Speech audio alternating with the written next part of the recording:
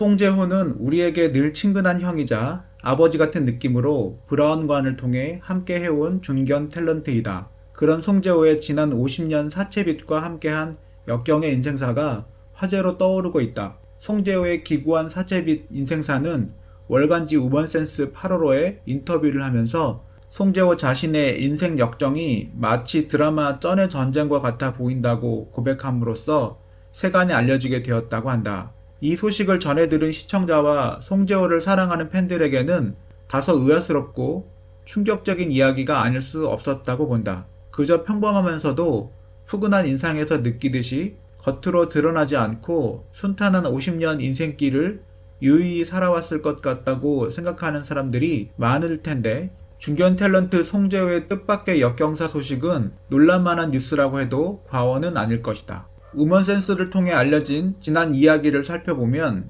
송재호의 지난 50년 인생사가 그렇게 순탄치 않고 기구했음을 쉽게 엿볼 수 있었다. 송재호는 1939년 3월 평안남도 평양에서 출생했고, 동아대학교 국어국문학 학사 출신으로 1959년에 부산 KBS에서 성우로 연예계와 인연을 맺고 방송 생활을 시작했다. 송재호는 후손이 귀한 집안 내력으로 20대 초반에 결혼을 하게 되고 슬하에 자녀 5명을 두어 젊은 시절부터 경제적으로 순탄한 생활을 한 것으로 보이진 않는다.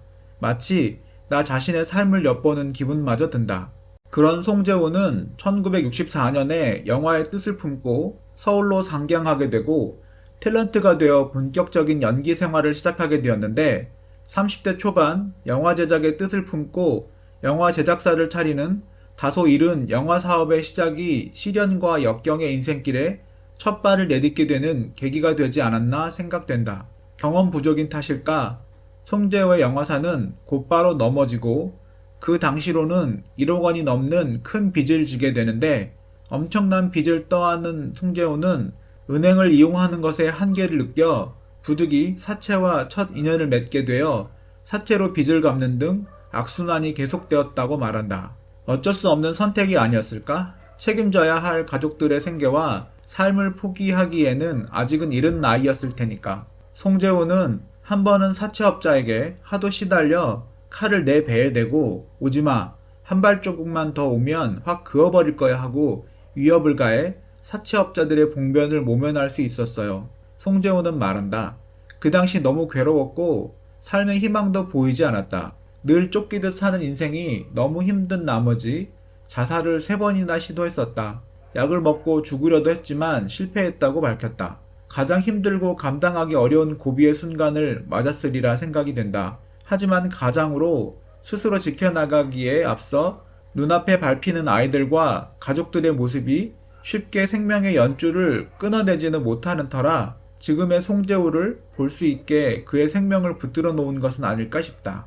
죽음의 문턱을 넘어들었던 송재호는 신앙생활을 시작하면서 인생관의 변화가 오고 새로운 희망을 찾기 시작했다고 한다. 그러나 경제적인 문제는 쉽사리 해결되지는 않았었고 2000년에 시작한 또 한 번의 영화 사업 시작. 하지만 9.11 테러로 뉴욕 로케 영화가 무산되는 불운과 교통사고로 막내 아들을 잃는 고통을 감내해야만 했다고 한다. 송재호는 교통사고가 났다는 소식을 듣고 다급히 강릉으로 달려갔는데 이미 이 세상 사람이 아니었어요. 우리 막내가 죽다니 도저히 믿을 수가 없더라고.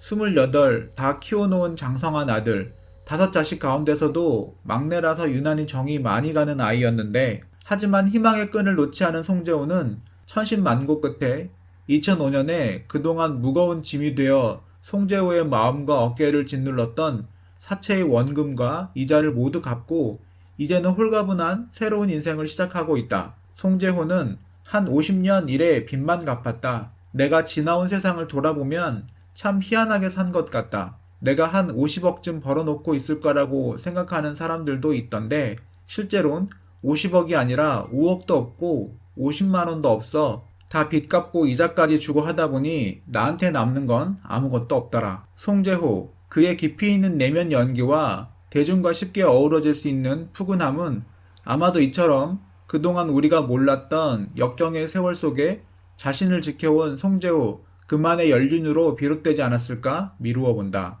송재호의 인생이 정말 다사다난했던 것 같네요. 물론 이 모든 일을 송재호 혼자 견딘 것은 아닙니다. 일찍 결혼했기 때문에 부인이 항상 옆에 있었죠. 송재호는 어려운 일이 있을 때마다 나는 모른 척하고 있고 집사람이 다 알아서 해결했어요. 아이들도 모두 사회에서 제 몫을 하게끔 반듯하게 키워주었고 아내가 세상을 뜨면 나는 울음이 그치지 않을 것 같아요. 그래서 내가 먼저 죽어야지 라는 생각을 하죠. 내가 집사람에게 해준 게 없어서 그 어떤 말로도 고마움을 대신할 수 없어서 미안해요. 송재호가 부인을 공개하지 않은 이유를 말합니다. 송재호는 집사람이 젊었을 때 고생한 얘기를 하는 것을 싫어해서 지금도 토크쇼에 일절 나가지 않아요. 송재호 부인의 심정이 이해가 되네요. 얼마나 어려웠으면 여든이 가까운 나이에도 지난날의 추억을 떠올리기 싫어할까요? 송재호 본인은 직접적으로 자살 시도를 3번이나 했지만 부인 역시 그 못지않게 괴로웠던 시절이었을 것 같네요. 이들 부부는 정말 100년을 함께 해로할 부부 같습니다.